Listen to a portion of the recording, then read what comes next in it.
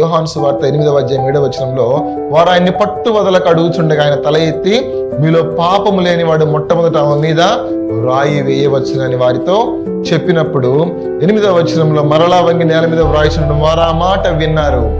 ఎప్పుడైతే ఆ మాట విన్నారో వారి మనస్సాక్షి గద్దించిందంట. వారి మనస్సాక్షి గద్దించింది. వాళ్ళు రాళ్ళు పట్టుకొని వచ్చారు. ఎందుకో తెలుసా? ధర్మశాస్త్రం వాళ్ళకి ఆధారంగా ఉంది. ఆమెను రక్షించడానికి మరి ఎవరు కూడా లేరు అని బహుధైర్యంగా ఆమెను చంపాలి అని రాళ్లు పట్టుకొని ఆమెను రాళ్లు రువి చంపటానికి చిన్నలు పెద్దలు అందరూ కూడా కూడి వచ్చారు.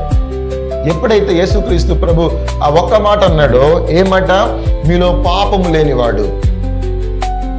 ఈ రోజున ప్రేమైన దేవుని బిడ్డ, నీ భార్యను గూర్చి, నీ భర్తను గూర్చి, నీ బిడ్డలను గూర్చి, నీ రక్త సంబంధికులను గూర్చి, లేదా నీ బంధువులను గూర్చి, నీ స్నేహితులను గూర్చి తీవ్రమైన కోపంతో, భరించలేనంత ద్వేషంతో నింపబడిన నీ జీవితంలో పాపము లేదా?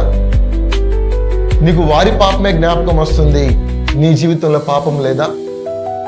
నీ కంట్లో దూలాన్ని నువ్వు చూసుకోక వారి కంట్లో నలుసును నువ్వు చూస్తావా? ఈ రోజున నువ్వు ద్వేషించడంలో ఒక అర్థం ఉందా? ప్రభువు మనల్ని ఆ రీతిగానే ద్వేషించుంటే మనం ఎక్కడుండేవాళ్ళం? ఆయన మనల్ని ప్రేమించినట్లుగా మనము కూడా వారిని ప్రేమించాలని వాక్యం సెలవిస్తూ ఉంది. వారు గుచ్చపడ్డారంట. మనస్సాక్షి వాళ్ళని గద్దించిందంట. మొదట రాయబడిన మాట 9వ వచనంలో, పెద్దవారు మొదలుకొని చిన్నవారి వరకు కూడా ఒకని వెంట ఒకడు బయటికి వెళ్ళిరి. ఎప్పుడైతే పెద్దవాళ్ళు బయటికి వెళ్ళిపోతున్నారో చిన్నవాళ్ళు కూడా బయటికి వెళ్ళిపోతున్నారు. అంటే వాళ్ళు వీళ్ళకి మాదిరిగా ఉన్నారు. ఇంట్లో తల్లిదండ్రులు కనుక ద్వేషించే వాళ్ళు, ఇతరులను ద్వేషించే వాళ్ళు అయితే బిడ్డలకు కూడా ద్వేషించే వాళ్ళుగా తయారవుతారు. ఇంట్లో తల్లిదండ్రులు కనుక మరి సినిమా పాటలు, సినిమాలు చూసేవారు, లేదా దేవునికి విరోధమైన కార్యక్రమాలు చేసే వాళ్ళైతే ఇంట్లో బిడ్డలు కూడా అలాగే తయారవుతారు.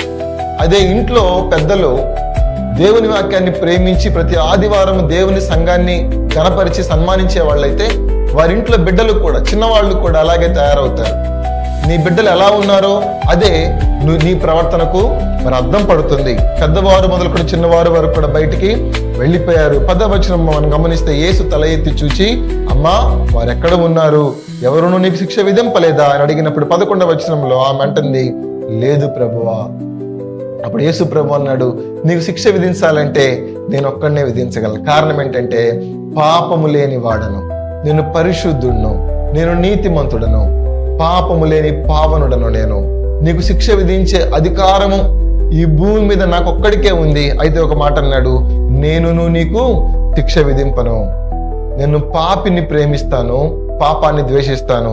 నీవు వెళ్ళి ఇక పాపము చేయకుమని ఆమెతో చెప్పినప్పుడు ఆమె సంతోషంగా దినాన రక్షణ పొంది అక్కడి నుంచి వెళ్ళిపోయింది.